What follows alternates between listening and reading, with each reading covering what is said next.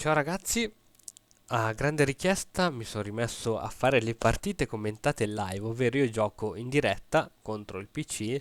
Qui ho impostato a livello 1500, non è un livello altissimo, ma neanche poi così tanto basso per un programma di scacchi. Ovviamente non so come andrà la partita, non so chi vincerà, probabilmente perderò anche.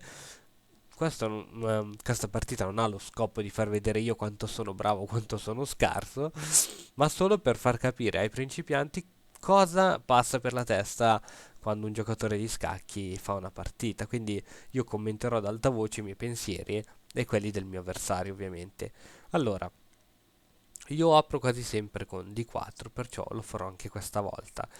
Cavallo F6, in genere quando il nero gioca cavallo F6 è perché vuole impostare il fianchetto, in genere, poi le cose possono cambiare. Cavallo F3, D5, infatti già D5 può far capire che il fianchetto non si può fare, però è tutto ancora da decidere. A questo punto decido di giocare il sistema colle, e 2 e 3. Fianchetto, ok, sono fregato. Il sistema colle si sa che contro il fianchetto non serve a nulla, però lo gioco comunque, ma utilizzo qualche modifica al classico sistema. Innanzitutto alfiere di 3 sempre comunque, alfiere in G4 che mi inchioda, ma non ho alcuna paura di quell'alfiere, anzi. C3, ora cavallo in B va in D2, ok. A questo punto posso anche arroccare. Ora con H3 io direi che il nero è costretto a cambiare. Si ritira addirittura in E6. A questo punto allora posso attaccarlo con cavallo G5. Ok, cambio.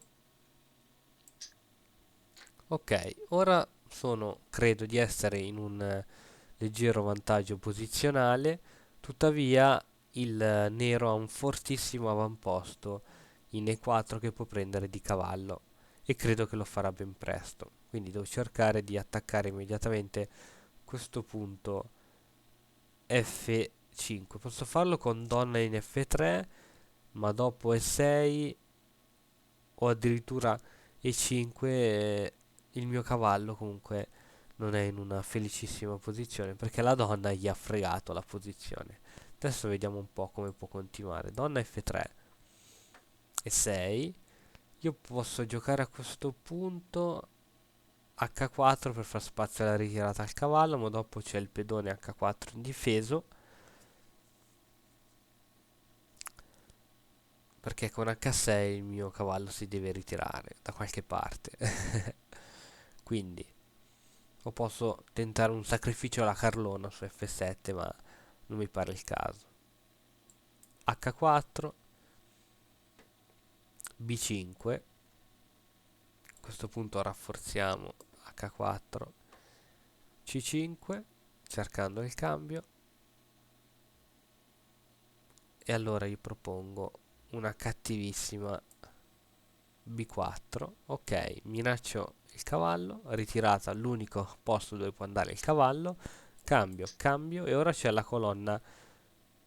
Attenzione, allora attacco su B4, io gioco a 3, lui gioca a 5 e credo che poi sono cavoli amari veramente. E sono cavoli amari sì, anche perché non ho le torri in comunicazione, neanche lui però. Ok, qui devo giocare assolutamente cavallo B3 per poi andare in C5 e prendermi quel punto lì. Assolutamente, ha la priorità su tutto. Torre in settima, ha fatto bene, però ora devo andare a chiudere. Ora, la teoria dice di non interrompere mai una catena di pedoni. Vediamo quale. Ecco, questa credo sia la migliore. Assolutamente sì. Perché così rimane il pedone isolato in A3 e diviene veramente difficile giocarci. Però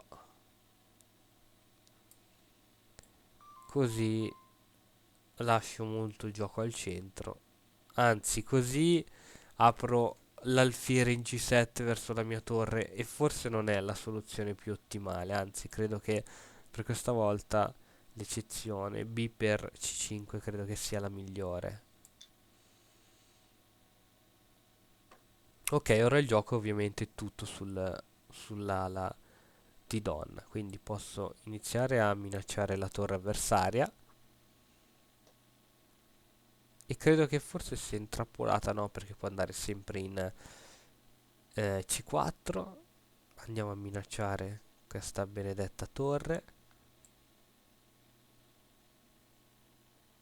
L'alfiere lo metto, se lo metto in B2 poi mi va a intralciare la colonna B, quindi lo devo mettere sulla colonna D. In caso di torre D3 non ho alcun tipo di problema. Ok, ora il mio scopo è quello di mettere le torri in A e B. La torre in A c'è già, ora devo mettere la torre anche in B.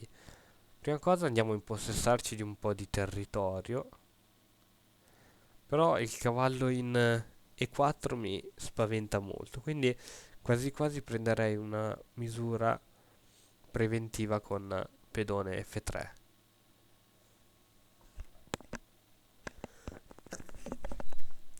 Allora, vediamo un attimo. F3. mm, F3 perché dopo il... cavoli, non è una facile scelta questa assolutamente. F3 però se gioco a cavallo, F4 poi posso andare anch'io a prendere qualche punto di disturbo sinceramente. Quindi andiamo ad attaccare piuttosto che a prendere misure preventive.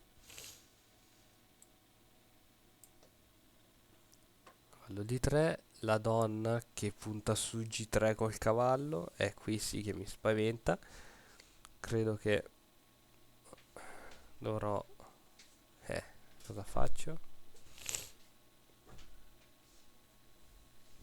Cavallo, alfiere F6. A questo punto posso chiudere il gioco così, con alfiere B4. E qui la posizione è un po' chiusa. Ora posso giocare cavallo H5 sicuramente, però non è che la posizione cambia di molto, anzi. Qui bisogna trovare solo un piano per poter dare una svolta a questa posizione. Con donna H5 qualcosa può succedere. Ecco, non questa mossa che... Ecco, qui ci voleva il raddoppio la batteria di donna alfiere. Ecco, qui ho perso la posizione sicuramente. E no, invece così vado a richiudere e niente, siamo in una posizione di stallo praticamente.